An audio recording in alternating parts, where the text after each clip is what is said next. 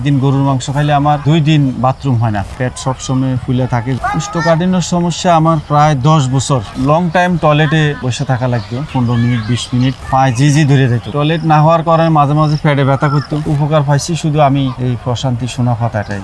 একদিনে ইনশাল্লাহ উপকার পাইবেন। আমি কারো কোম্পানি বা কারো প্রচারের জন্য না, আমি নিজে খাইছি এবং নিজে উপকার পাইছি। আমি কয়েকজনের সুপারিশ করছি, ওরাও খাইছে, ওরাও উপকার পাইছে। প্রশান্তি সোনাপাতা মিক্স পাউডারটা খাওয়ার আগে আপনার কি কি সমস্যা ছিল?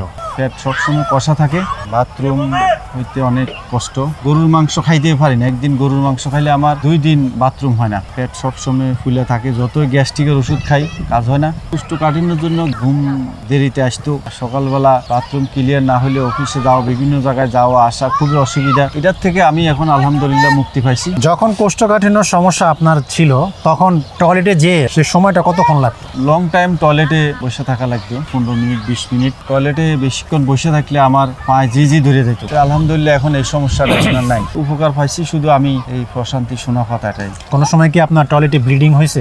একাধিকবার, 1 বার 2 বার না। টয়লেট ক্লিয়ার হইতো না, আমার ব্লিডিং হতো প্রায় সময়। ফাস্টফুড জাতীয় খাবার খাইলে, গরুর মাংস খাইলে, কোরবানির ঈদের সময় মাংস একদিনের বেশি 2 দিন খাইলে অবস্থা খারাপ হয়ে যেত আমার। অনেক সময় কোষ্ঠকাঠিন্য থাকলে বা টয়লেট ক্লিয়ার না হইলে মন মেজাজ কিন্তু অনেক সময় ভালো থাকে না। এরকম কি কোনো কিছু আপনার ক্ষেত্রে হয়েছিল কিনা? কোষ্ঠকাঠিন্যর ফলে সকালবেলা ওয়াশরুম ক্লিয়ার হইতো না, সকালে আগে উঠা লাগতো, ওখানে ওয়াশরুম আমি নাও পাইতে পারি। এই ধরনের একটা মাথায় পেরেশানি কাজ করতো, অত একটু মন মেজাজ খিটখিটা থাকতো। কোষ্ঠকাঠিন্য থাকা অবস্থায় আপনার কোনো একটা বিশেষ দিনে খুব কষ্ট একটা দিন গেছে, এরকম কোনো একটা গল্প আপনার কাছে আমরা শুনতে চাই। যখন আমার চাকরি ছিল সিলেট থেকে আসার পথে, সকাল 9টায় বাসে উঠে আসার পথে, মাঝখানে আসার পরে আমার বাথরুমে যাওয়ার প্রয়োজন হয়েছে। পরে আশেপাশে পেট্রোল পাম্প কোনো জায়গায় এরকম ছিল না থাকার কারণে আমি ড্রাইভারের রিকোয়েস্ট করে এসেছি, ড্রাইভার শুনে নাই। পরে আমি অর্ধেক পথে নেমে গেছি, এক জায়গায় যে আমি ওয়াশরুমে গেছি, তো ওয়াশরুম শেষ করে আবার পরবর্তী লোকাল আরেকটা গাড়িতে আমি ঢাকায় আসি। এটা আমার জীবনের একটা অভিজ্ঞতা।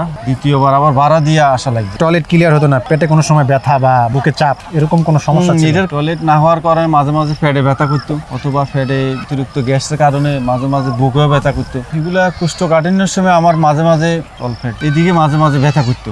এই জিনিসগুলো এখন আর সমস্যা নাই। আগে যে গোশত খাইতে ভয় পাইতেন, এখন কি সেটা সমস্যা আছে? গোশত খাইতে আর ইনশাল্লাহ এবারে সমস্যা হয় নাই। এখন ঘুমেরও ইনশাল্লাহ সমস্যা নাই। আগে কখনো কোনো জায়গায় বেড়াতে গিয়ে খাইতে ভয় লাগতো কিনা? বড়খানা খাইতে গেলে অথবা কোথাও দাওয়াতে গেলে খাওয়া দাওয়া বেশিরভাগ মাংস আমি তেমন একটা খাইতাম না, মাছ সবজি টবজি জাতীয় বেশি খাইতাম। তো আলহামদুলিল্লাহ এই বিয়ে শাদী বা যে কোনো অনুষ্ঠানে যা দে আমি সবে খাইতে পারি। এখন আপনার টয়লেটে কত সময় লাগে? এখন বেশি সময় লাগে না, এখন 2 মিনিট 3 মিনিট। আগে কি একটা আতঙ্ক লাগতো? আগে এটা একটা বাড়তি চাপ, আমার কাছে একটা পেরেশানি মনে হইতো। এই যে প্রশান্তি সোনাপাতা খেয়ে আপনি একটা উপকার পাইছেন, আপনি এটাকে 10-এর ভিতরে কত দিতে চাবেন? আলহামদুলিল্লাহ আমার কাছে এটার ভিতরে 10-এর ভিতরে 10।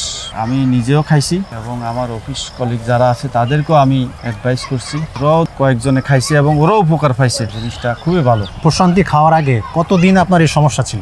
কোষ্ঠকাঠিন্যর সমস্যা আমার প্রায় 10 বছর। মেডিসিন খাইছি, কাজ হয় না। লাস্টে এই প্রশান্তি সোনা পাতাটা আমি একটা খাইছি, খাওয়ার পরে আলহামদুলিল্লাহ আমি ভালো রেজাল্ট পাইছি। আমার মতো যারা আছেন বা যাদের এই সমস্যা ছিল বা এখনো আছে, তারা একটা প্রশান্তি সোনা পাতা 2-1 দিন খেয়ে দেখলে আপনি রেজাল্টটা পাবেন। আলহামদুলিল্লাহ আমি কারো কোম্পানি বা কারো প্রচারের জন্য না, আমি নিজে খাইছি এবং নিজে উপকার পাইছি। আমি কয়েকজনের সুপারিশ করছি, ওরাও খাইছে, ওরাও উপকার পাইছে। আলহামদুলিল্লাহ প্রোডাক্টটা খুবই ভালো। নেওয়ার আগে আমি এটাও দেখছি, যদি আমি খাইয়ে যদি উপকার না পাই, তাহলে যেহেতু রিটার্ন পলিসি আছে, তাহলে আমি আমার প্রোডাক্ট ফেরত দিয়ে টাকা আমি ব্যাক নেব। আশা করি কারো এইটাতে যাওয়া লাগবে না, একদিনে ইনশাল্লাহ উপকার পাইবেন। আপনি যে কথাগুলো বললেন, কথাগুলা কি সম্পূর্ণ সত্য কথাই বললেন না কোনো কিছু বানানো ছিল? আমি তো আর কারো অ্যাডভার্টাইজ করি না, আমি নিজে খাইছি এবং নিজের বন্ধু বান্ধবের খাওয়ার জন্য বলছি, তারও আমি উপকার পাইছি। আমি চাই যে আমার মাধ্যমে আরেকটা মানুষও উপকৃত হোক, এটা ছাড়া আমার আর কোনো এখানে স্বার্থ নাই। খুব ভালো লাগলো আপনার সাথে দেখা করে, কথা বলে। আপনি আমাদেরকে সময় দিচ্ছেন, অনেক ধন্যবাদ। আশা করি ভালো থাকবেন, সুস্থ থাকবেন, আর আমাদের জন্য দোয়া করবেন ইনশাল্লাহ।